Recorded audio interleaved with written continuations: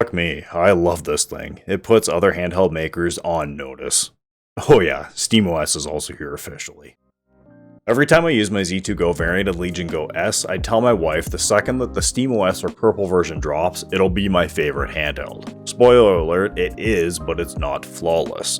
Now, specs-wise, this does feature the AMD Z1 Extreme chip, same one found in the original Legion Go, ROG Ally, and Ally X. It is a cut-down version of the AMD 7840U laptop APU, and it's also found in handhelds from the Aya Neo and GPD. Now, chances are you already know what this can do, and this is not the next-gen Z2 Extreme chip. You should expect that to come in devices like the Legion 2 Go later this year. RAM does get a meaningful bump though, from 16 to 32 gigabytes of LPDDR5X at 7500 megahertz, outclassing the Ally X's 24 gigabytes. In practice, this lets you run higher texture settings with minimal performance hit. Now, this gives a much richer visual experience on characters and models. Storage is also upgraded from 512 gigabytes to 1 terabyte in many regions of the world compared to the original Go. You've got dual USB-C ports on top, but they're uncomfortably close together. If you use thick cables or dongle-based headphones, forget about using both simultaneously. There is a headphone jack, but I'm not really a fan of having multiple wires snaking out of the device if I can help it. Now, the rear does feature a generous vent for cooling, while the bottom is flat with 3 screws. There's no kickstand like the Go, and their SD card slot is found here too. It can stand up on its own, but not very stably. Dbrand has a case in works, but no news yet from popular competitor JSOX or JSOX. I spoke to my rep, and they do plan to support it eventually, but it's not on their immediate roadmap. If you want them to take this better Go S seriously, let them know in the comments that we want them. Unboxing is no frills, which is why I didn't really show too much of it. You'll get a 65-watt charger, but the device supports up to 100, keeping in mind though that charging is finicky beyond 65 watts. I've tried multiple different chargers that should work and sometimes do work and then don't work. Others sometimes just work and then don't, and then you restart the device and then they do. So whether this is a firmware issue, just similar to the original ROG Ally, if you remember that, not working with third-party docks and being able to supply that 100-watt or 30-watt mode through a third-party dock, this might hopefully be something similar, and we might see better charging support as firmware gets updated, but that's no promise. This is just how it is right now for me. Now, this also plays into USB 4 issues I've had, so if you were thinking about using an eGPU currently on SteamOS or the Legion Go S here, do not. Finally, what may be decisive to some, the color. While I personally love purple, I know a lot of people do not and would rather have something black or white. For those concerned about it being too purple, I wouldn't really worry too much. Both my wife and I were disappointed it was not more vibrant, but I understand for sales appeal, the more muted purple is the way to go. The color itself is hard to pick up on camera at times, and it changes greatly depending on the light hitting it, but here are multiple views and pictures of it in various conditions to capture it as best as I can.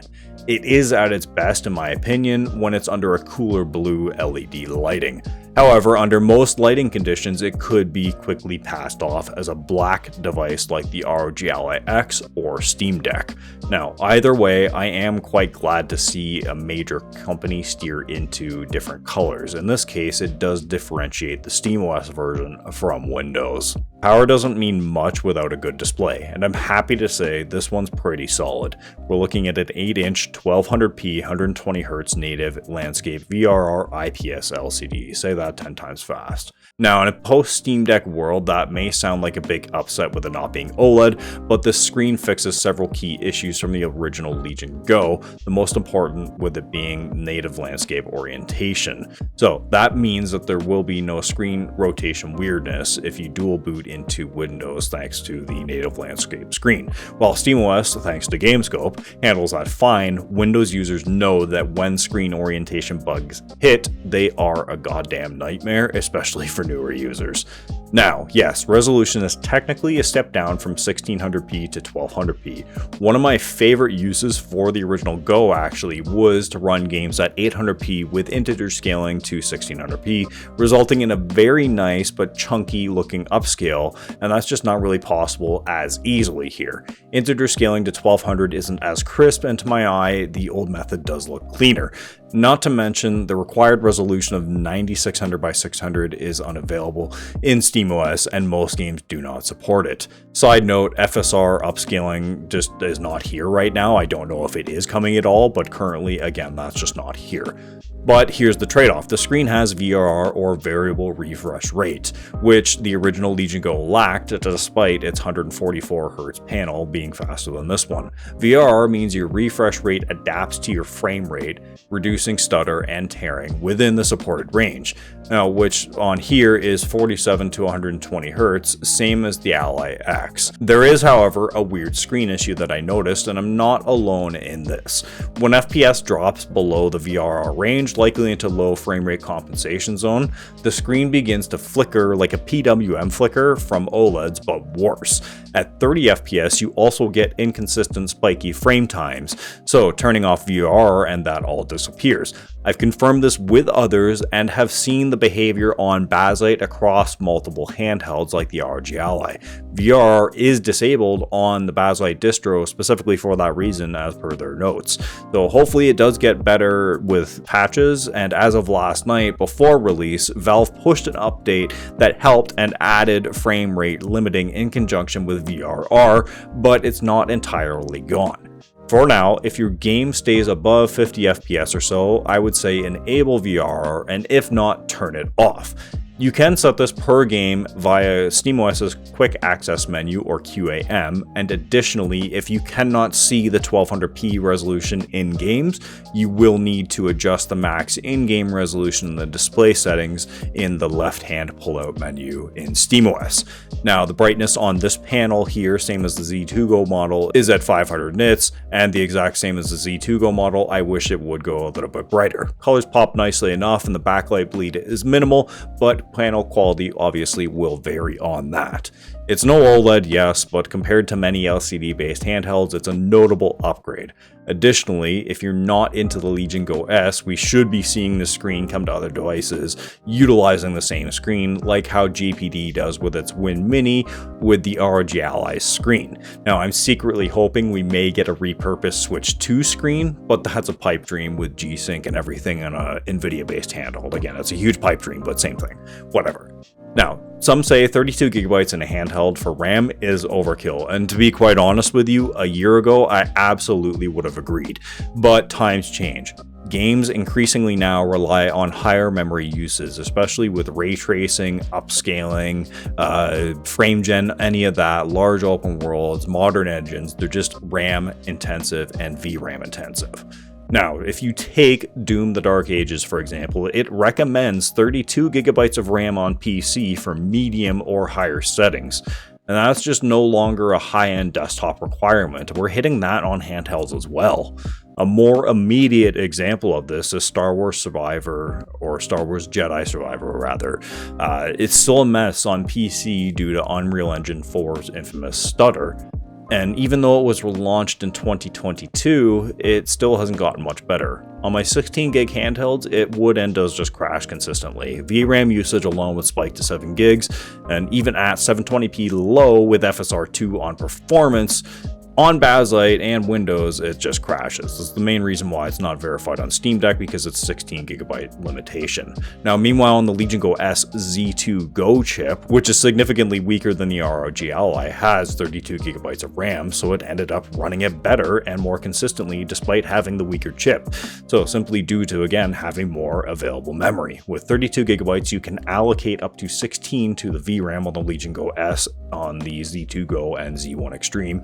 The BIOS doesn't offer a 12GB option, but if in the future it becomes available for that, I would use that over 8 or 16 in my opinion. The Z1E chip in the Purple Go S isn't inherently any faster than the Ally or the older Go, but it is allowed to fully stretch its legs with less memory bottlenecks. That results in less stutters and better overall performance.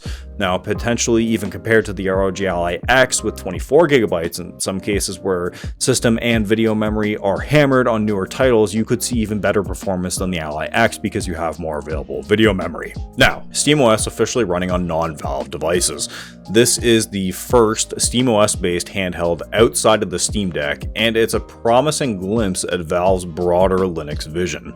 I don't daily Linux on desktops and I need certain apps for Windows, but I am a huge fan of Linux powered handhelds and gaming focused home theater PCs or HTPCs.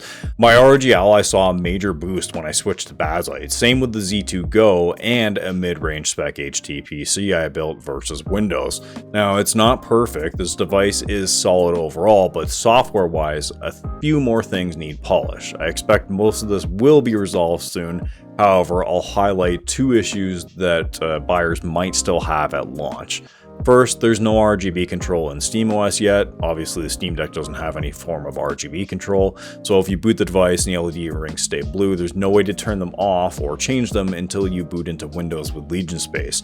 Thankfully, there is a fix for the Decky loader, a Decky plugin called HueSync by HonJow. Sorry if I mispronounced that. We'll leave a link in the description. Now, this works on other devices like the Ally running SteamOS. Secondly, and this is a big one, the hair triggers just don't work on the latest firmware.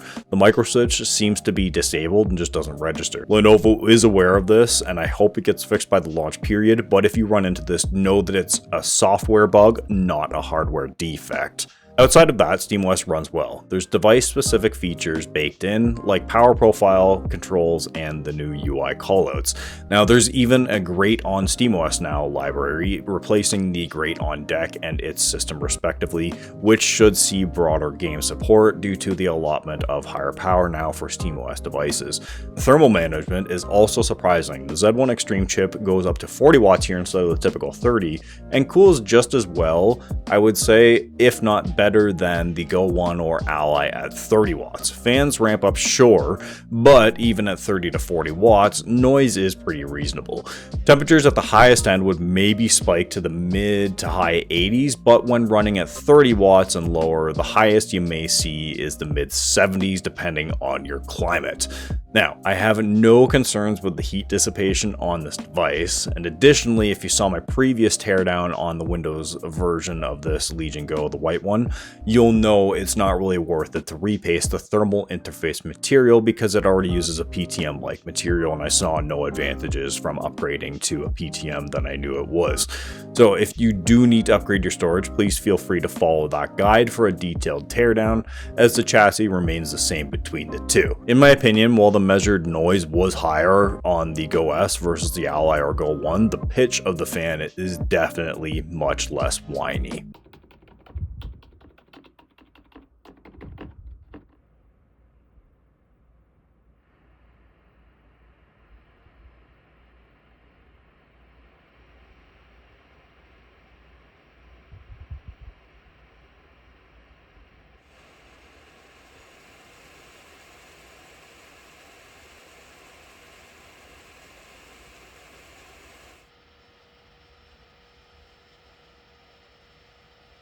Now, pivoting back to the point of this section and another big one, SteamOS practically eliminates shader-related stutters. Whether it be from ZRAM, better cache management, or Valve's tuning and Proton, games run smoother than on Windows, period. One example, Elden Ring. On Windows, even high-end PCs, it stutters constantly due to shader compilation. On SteamOS, pretty darn smooth. Digital Foundry highlighted this back at launch, and it's the same here. Jedi Survivor benefits as well, along with dozens of others. Now, of course, there are a few caveats. Some major games don't and won't run on Linux. Fortnite, Destiny 2, Call of Duty, GTA Online. Mainly due to their anti-cheat, but sometimes it's just due to the game just doesn't work.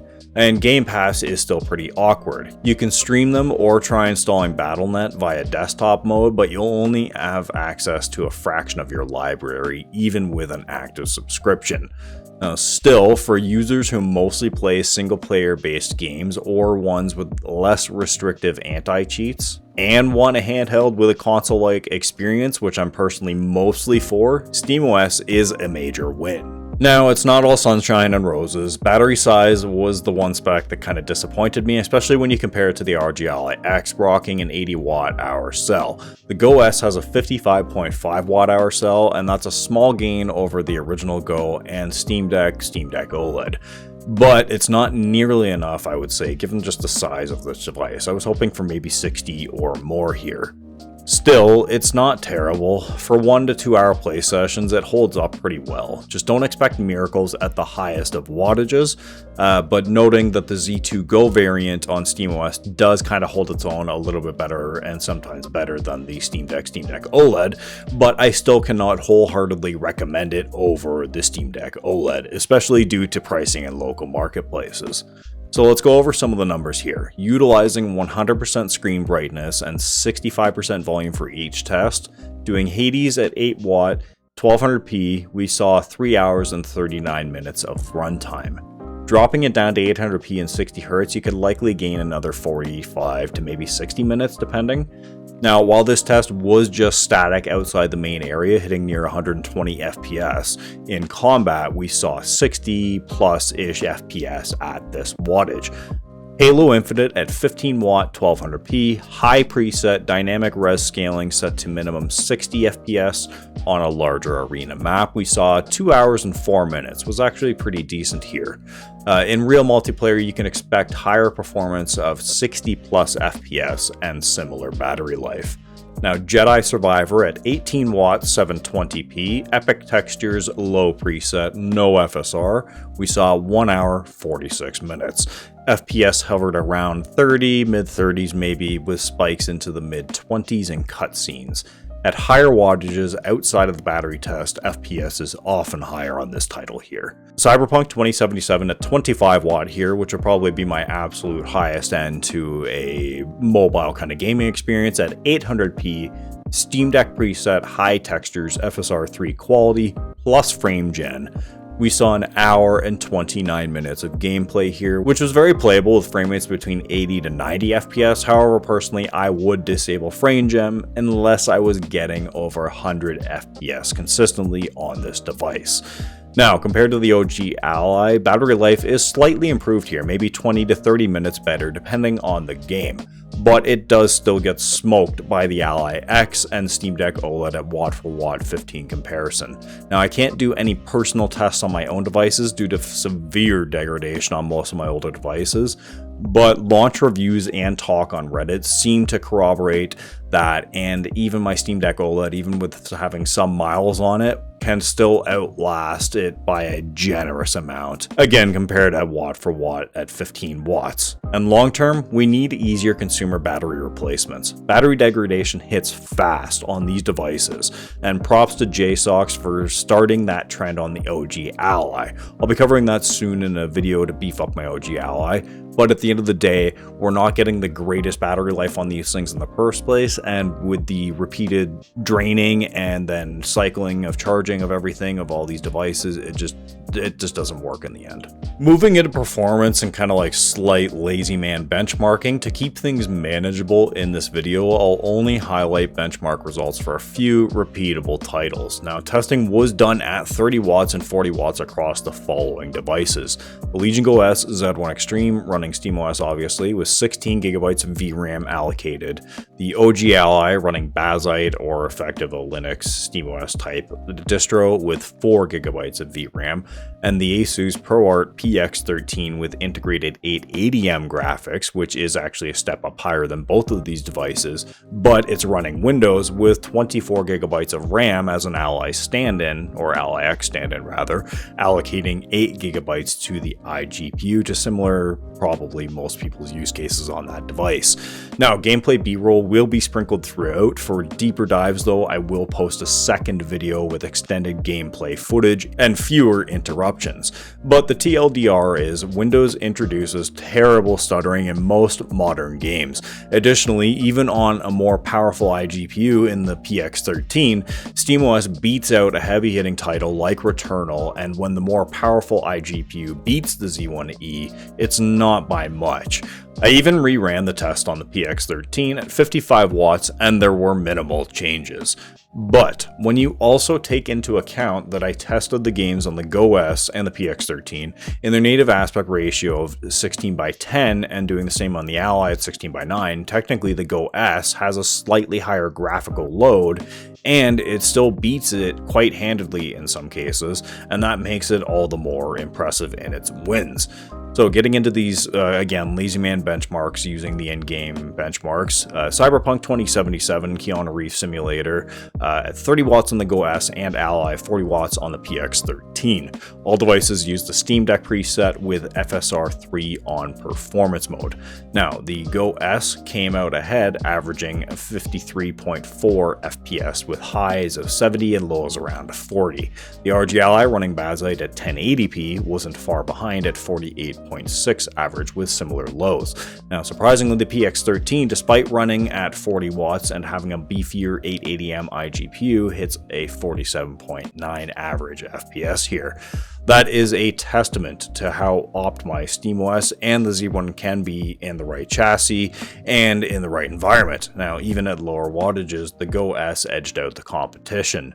Now, next up, Returnal, a notoriously demanding title, was tested on the Go S at 40 watts here to see if it could hold up on its own against the PX13, which also ran it up at 40 watts, while the Ally was obviously limited to 30 watts. So the Go S managed 49 FPS averages here, with peaks hitting the 85 FPS and dips to 26. Now, the Ally, despite the same chip, lagged behind at 42 average. I did rerun this multiple times, and it still was coming out to about 40 to 42, give or take, with it often hitting 42 more often than not. Now, even at 40 watts, the PX13 with the 880M couldn't quite catch up, coming in at 39 FPS average. In Dirt 3, things got interesting. Despite the PX13 posting the highest average FPS at 53.7, it had 1% lows lower than the Go S, which held 44.4 FPS 1% low. Rerunning the test on my Windows machines, I did see consistent stuttering at times, which brought the 0.1% lows into the mid-teens on that. Now, the Ally will still very playable, trail behind both with an average of 46.1 and slightly weaker lows. After months with the Z2 Go variant and weeks with this version, I've gotten to know the chassis quite well. Build quality is quite solid and the plastics feel premium, and the purple finish is genuinely great. I do wish it was a bit brighter, but that's subjective. Although if you think purple is a bad choice, you are wrong. Now, triggers are a mixed bag here. They feel a little bit shallower compared to an Xbox controller or Go One, and like the plastic on the top of the trim piece, they feel a little cheaper than the rest of the body, but honestly, it's something I stopped noticing with use. When the hair triggers work, they're excellent. Short throw, crisp, and clicky. Now, the face buttons mimic the Xbox controller here in layout and feel. The dome-style D-pad is mushy, but a big step up from the Go One. Not the absolute greatest for fighters, but usable for platforms and side-scrollers. The speakers, pretty mid, and not in a good way. Below 50% volume, they're basically unusable. They wake up around 65% and above though. They are clearer and cleaner, I think, than the first gen Lenovo handheld, but nowhere near as loud or as full as the Ally or Ally X. I remember better performance under Windows on the Z2 Go variant, so this might be a Linux side issue, like with GPD devices I've had in the past, so it might get better over time, but don't hold your breath. Joysticks here are where this thing shines though. They are the smoothest circular motion I've felt on any handheld. Zero wear after long sessions, unlike the Ally where you could almost see stem wear immediately as soon as you took it out of the box. Plus their Hall effect, meaning precision and no drift. It's immediately noticeable in shooters and racers. My only nitpick is that they're a little bit too loose for my preference, but I prefer the tension on these premium controllers adjusted to the max, so if you're coming something from like an Xbox pad or Go One, they'll feel totally fine, if not great to you. That's, again, just me nitpicking. In-hand comfort feels closer to the Steam Deck body, asymmetrical sticks unlike the Deck, and surprisingly good weight distribution. It beats the OG Go, Ally, and Ally X here. If you've got big hands though, it might get a bit tight, but if you're fine with the Steam Deck, you'll probably be fine here. Now, I did get some minor pressure pain when laying down and holding it over my chest, but to be honest, that's a common handheld problem. Resting against my body did help, but on the couch or in a seated position, it was comfortable even after a couple of hours, but you'll want to shift your grip now and then. However, that's pretty standard stuff. Back buttons are there, but out of the way. I never accidentally press them, or honestly remember that they exist. If you rely on the 4 paddles like the Deck, you'll probably be disappointed here though. Now, the tiny trackpad does work-ish, I guess, but Linux does introduce floaty cursor behavior, and I know it's a Linux issue because when it's on Windows, it's perfect. Although on Windows, if you do run Windows on it, you'll want to drop down the DPI of it most likely to maybe the 1st or 2nd notch, because that is where you'll get most of the accuracy back. Honestly though, I think I would have preferred a ThinkPad style track point here like on the old laptops. Now, on the SteamOS version of the handheld, we have the Steam hotkeys instead of the Legion space like on the ROG Go or Windows version. Lastly, for those upgrading storage, again, follow my teardown linked at the end. It's the white Z2 Go, but the internals are identical. Just know it's tricky to open and there's some risk of damage, but there is a shorter NVMe SSD with an adapter installed, same as the original Go, but you can fit a full-length 2280 stick here instead if you remove the SSD and the adapter. And if you're wondering if gyro works, well, I do not use that function on any handheld controller or anything in any sort of fashion. It does seem to operate as intended via SteamOS here. Moving towards the end, pros and cons. Here's a breakdown of where it shines and where it stumbles in my opinion. For the pros, we have an 8-inch screen with VRR 120Hz native landscape. It's great. Now, it outperforms most Windows handhelds, and it actually did perform better than an 880M here found when you're running Windows. Now, 32GB of RAM means no VRAM juggling here. You're not going to be bouncing between 4, 6, maybe sometimes 8GB. It's a little bit more quote-unquote future-proof. Now, there's Hall effect sticks, and the trigger locks feel great. SteamOS means fewer stutters and a more console-like UI. As well, there's excellent no-fuss standby found here. Now, battery life is average for a con, especially compared to the Ally X and Steam Deck OLED, but still, it's better than running Windows. Now, there's no OLED screen here, but to me personally, that's not an absolute deal breaker. However, I know to a lot of people it will be.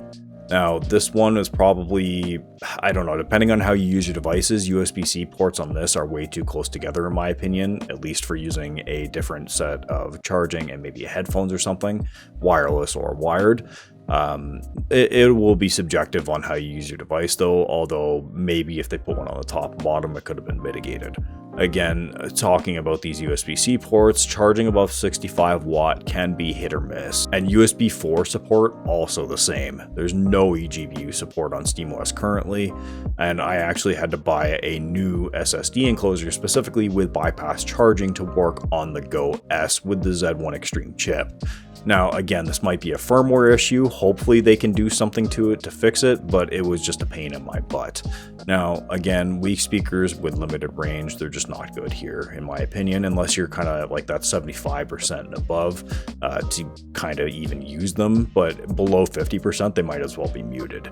And finally, under SteamOS, some major games and Game Pass just won't work natively here, although Game Pass, you are able to install Battle.net Launcher outside in desktop mode and get access to some Game Pass games there. Now, despite the flaws, this is still my favorite handheld currently, and it's probably going to be for quite some time. I like big screens and 7-inch panels, like the Allies, just don't cut it for me in some games anymore, or most cases. But your priorities may actually differ, and the Go S's size might be a deal breaker for you. If you ever looked at the original Go and thought this would be great if it was more comfortable, it didn't have detachable controllers, this is your device. It's not cheap at $839 US and $1099 Canadian, but when we're looking at the prices of handhelds comparing to the laptops, what they have inside them, for what you get, I would say in this climate, it's arguably well priced, with Chinese handhelds coming in with similar specs, often costing about $100 more on average. And additionally, if you get them through those companies, good luck getting warranty support from those. That was often the only way you could get a device with 32 gigabytes in a handheld or in a decent handheld. Now that's changed with the Legion Go S, and it's a big change for the better. Now with Lenovo, you get build quality, not to say that these Chinese handhelds had bad build quality, but maybe their QA wasn't as good, and you have global kind of warranty support mostly baked in, I would assume, where they sell their devices, or at least here in North America. Now, compared to the brand new pricing of the Ally X, it is in line with Canadian pricing, with it being $30 more than the Ally X in the US. So if you can stomach the price and you're after a large screen SteamOS handheld that fixes most of the original Go's pain points, this is the one. Now, even if you aren't a fan of SteamOS, you can obviously always just install Windows, but I'll do that in another video comparing the two. Honestly, if Lenovo had launched this version, even just with 16 gigabytes against the answer to the original ROG Ally, the shell and the screen are that good, I think it would have ended up making a bit more compelling package for everybody, and they probably would have taken a lot of sales from the ROG Ally. Now, including SteamOS and 32 gigabytes of RAM on top, that's a pretty damn compelling package. Now, especially for those that do not use the form of the original Go in a tablet and just appreciate that bigger screen, and you don't really want the detachable controllers, that's a great plus here. But with all that being said, with the intro of the Legion Go S utilizing SteamOS, it is clear Valve's motivations are like that of Microsoft or Xbox. They just don't care where their operating system is kind of being used device-wise, and they're more so just driving people towards their storefronts and services. While you can load different stores onto this device via SteamOS, it's just not near as easy as a Windows OS, thus making it just kind of easier to buy games on Steam, thus giving Valve their cut of that 30% directly instead of maybe buying it through like Epic Game Store on a Windows device. So what does this mean for handheld owners or prospective buyers? Simply put, more devices will likely be coming with official SteamOS. Additionally, Microsoft has no excuse to step up their efforts in making a clean handheld-oriented operating system, especially because of their upcoming partnership on the Asus branded Xbox, whatever handheld they're doing with that. If you do currently own a handheld though, you are able to load SteamOS officially onto it, and again, potentially desktops, and gain some of those potential benefits without spending a dime. Although it may not be as stable as the Go S, however, I see a lot of third-party, probably modder, whatever coder support to make the Ally as good as the Go S without Valve input through various plugins and whatever. Personally, for me, if I were to choose between the Ally X and the Go S with the Z1E, I would take the sacrifice in battery life for the larger screen, much better sticks, and immensely superior ergonomics. However, I totally understand people who feel the Ally X or Ally is already a larger format handheld, and going any larger than that would be unwieldy for them and defeat the purpose of a handheld. While comparing the Go S with the Z2 Go against the Steam Deck OLED, I would take the OLED over the Z2 Go any day of the week, because it's not amazingly better than the OLED, and especially because of market pricing that you can get in the used space, I would much rather get the OLED at a much cheaper price probably than the Z2 Go. But comparing the Z2 Go to the Z1E version, whether you're running Windows or SteamOS on either of these handhelds, definitely get the Z1E version. If you're looking for a battery life kind of saver device, either get the Ally X and then load SteamOS onto that, or get the Steam Deck OLED for cheap and then get good battery life and lower wattage performance there. That would be my ultimate choice if I had every handheld option on the table for most buyers wanting either a higher performance device or valuing a cheaper model with better battery. If you found this device overview helpful, or you're on the fence about the Go S, let me know what you think in the comments. I try to respond to as many questions as I can, especially when it comes to Linux quirks, game testing, or accessories. Noting that I don't really have any accessories for this right now, I do have one TPU case that you can probably find on Amazon or AliExpress. My ultimate advice, do not get it, it's garbage. Wait for the D-brand kill switch, or the JSOX, whatever they have coming up. Hopefully they'll make something for it soon. I will have follow-up videos coming soon, including direct gameplay comparisons, SteamOS versus Windows testing, and probably another deep dive into what handheld gaming looks like in 2015, especially in relation to VRAM. I do have a VRAM video already out, but it'll probably be a more general of, okay, how do all these handhelds perform individually in 2025? If you're into that kind of stuff, consider subscribing, and no pressure, but it does help more than you think. And as always, I hope you all have a great day.